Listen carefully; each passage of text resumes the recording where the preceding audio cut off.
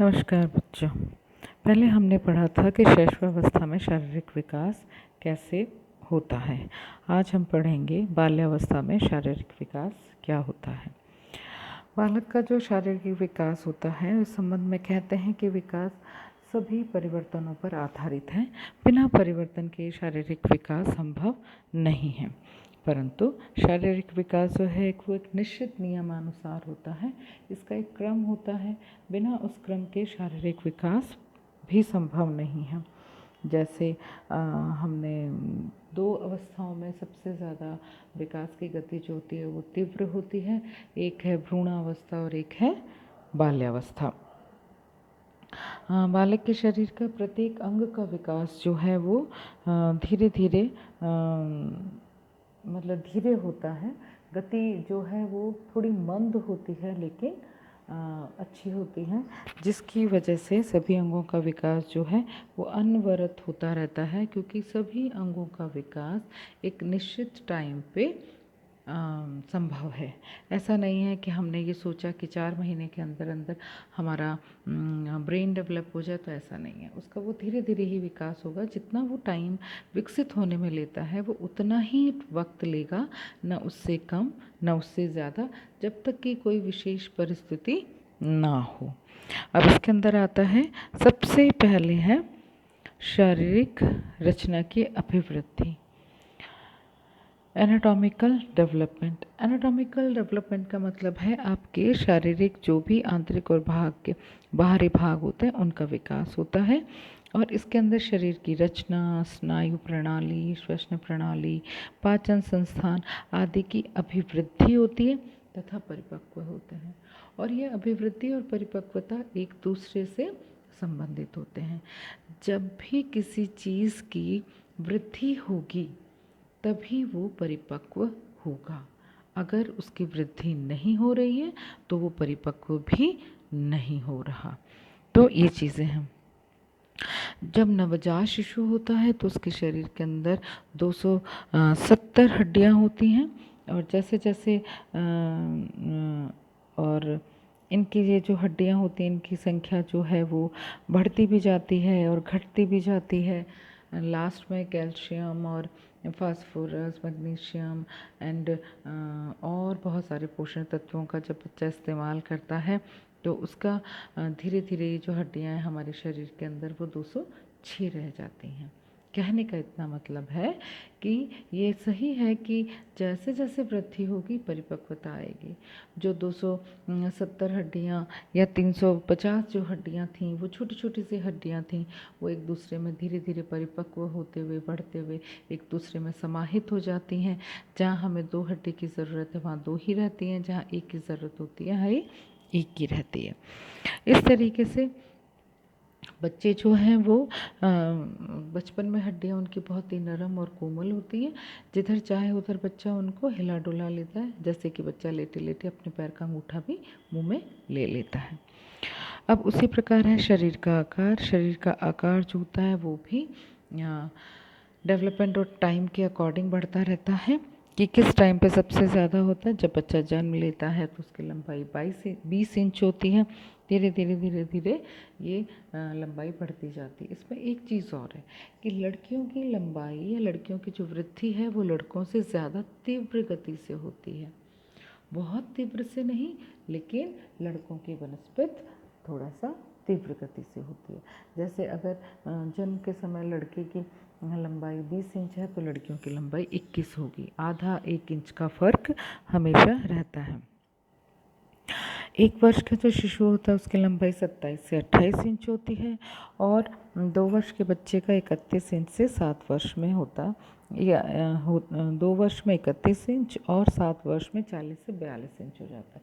कहने का मतलब है कि धीरे धीरे शनि शनि शनि शनि इनकी जो हाइट है वो बढ़ती चली जाती है।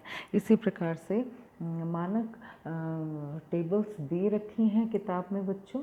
आप किताब में देखिएगा कि एज के हिसाब से किस तरीके से जो बालक की लंबाई है वो कैसे कैसे प्रतिमानों में बढ़ती चली जाती है। जैसे मैं 4 माह का जो बच्चा होता है उसकी 23 से 24 इंच का बच्चा होता है। वहीं 18 वर्ष का जो बच्चा होता है उसके 68 से 72 इंच की लंबाई होती है। अब है बॉडी भार। भार भी इसी तरीके से बढ़ता है कि नवजात शिशु जो होता है वो 5 से 8 पाउंड का होता है। धीरे धीरे ये जो भार है वो बढ़ता जाता है। फिर बॉडी वेट इस बात पे भी निर्भर करता है कि आप बच्चे को पोषण किस प्रकार का दे रहे हैं। जितना अच्छा आप पोषण उसको देंगे उतना ही बढ़िया वो बॉडी वेट को गेन करेगा। तो बच्चों, इसकी भी सारणी जो है वो किताब में आपको मिल जाएगी, आप उसको पढ़ें। मैं आपको एक दो एग्जांपल और दे सकती हूँ। जैसे 3 वर्ष के बालक में 30 से 32 पाउंड का वज़न होता है और 15 वर्ष का जो बालक होता है उसके अंदर 120 से 130 पाउंड का वज़न होता है। और ये सारी चीज़ें वेरी करती हैं हमारे बाकी लाइफस्टाइल पे कि हम क्या करें। उसके बाद शरीर की आकार में भिन्नता, वेरिएशन इन बॉडी साइजेस। बालक जन्म से ही आकार साइज़ में अलग अलग तरीके का होता है। ये इस बात पे भी निर्भर करता है कि किस परिवार से बिलोंग कर रहा है, उनकी वंशानुक्रम विशेषताएं कौन सी हैं। उसके बाद है सिर। बच्चों का जो सिर होता है वो पूरे शरीर का लगभग 25% होता है। और ये जो है ये जो सिर है वो धीरे धीरे बढ़ता चला जाता है। और जब प्रौढ़ व्यक्ति का सिर लगभग 16 इंच का हो जाता है, प्रौढ़ व्यक्ति का, है ना, तो हम ये कह सकते हैं कि जो बच्चा है या हम बॉडी का अनुपात निकालें तो पूरी बॉडी का 25% हिस्सा सिर का होता है। उसके बाद है चेहरा। चेहरे के ऊपर का जो भाग होता है वो जल्दी ही पूर्णता प्राप्त कर लेता है। आइज़ क्लियर हो जाती हैं, नोज़ क्लियर हो जाती हैं, माथा क्लियर हो जाता है, लिप्स क्लियर हो जाते हैं, तो वो सारी चीज़ें बिल्कुल क्लियर हो जाती हैं। फिर है धड़। प्रारंभिक वर्षों में जो धड़ होता है वो तीव्र गति से विकसित होता है, लेकिन बीच में आके धीरे धीरे कम होता जाता है। जैसे कि शुरू में बच्चा गर्दन बहुत कम उठा पाता है, लेकिन धीरे 5-6 महीने का होता होता अपनी गर्दन उठाने लगता है और भी बहुत सारी चीज़ें वो करने लगता है। और उसके बाद है भुजा तथा टांगें। ये भी जन्म के समय बच्चों में हाथ तथा पैर बहुत छोटे होते हैं, लेकिन धीरे धीरे साइज़ में बड़े होते चले जाते हैं, विकसित होते चले जाते हैं। हड्डियाँ भी इसी प्रकार हैं। बोन्स जो हैं वो जन्म के समय बच्चे की बहुत ज़्यादा लचीली होती हैं, बाल्यावस्था में भी बहुत लचीली और सॉफ्ट होती हैं, लेकिन जैसे जैसे बच्चा बढ़ता जाता है और उसे पोषण मिलता जाता है, हड्डियाँ मजबूत और परिपक्व होती जाती हैं। फिर है मांसपेशियाँ तथा वसा। बालक के बाहर की वृद्धि मांसपेशियों में वसा के कारण होती है। ये बात सही है कि जो हमारी मांसपेशियां हैं उसमें कितनी वसा है और वो किस तरीके से विकसित हो रही हैं, यही हमारे बॉडी वेट को निर्धारित करती हैं। तो जो शरीर की जितनी भी मतलब है वो, जैसे कि जन्म के समय में मांसपेशियां जो हैं वो 23% शरीर के कुल वज़न का होता है कि अगर उतनी ही 23% उसके बॉडी वेट का होगा। फिर है दांत आना। दांत निकलने की प्रक्रिया जो है वो बच्चे की 3 से 4 बचपन में ही, मतलब बाल्यावस्था में, शैशवावस्था में 3 से 4 माह से स्टार्ट हो जाती है और धीरे धीरे ये अवस्था जो होती है वो मतलब लगभग चलती है 2-3 साल तक। धीरे धीरे दांत आते हैं, पहले आज सामने के 2 दांत आते हैं, फिर नीचे के 2 दांत आते हैं, फिर ऊपर के आते हैं, एक साथ सारे दांत नहीं निकलते, धीरे धीरे वो सारे दांत आना शुरू होते हैं। तो ये जो है ये ऊपरी चीज़ें हैं जो हमें दिखाई देती हैं बाल्यावस्था में कि बच्चों की धीरे धीरे इन चीज़ों में परिवर्तन हो रहा है।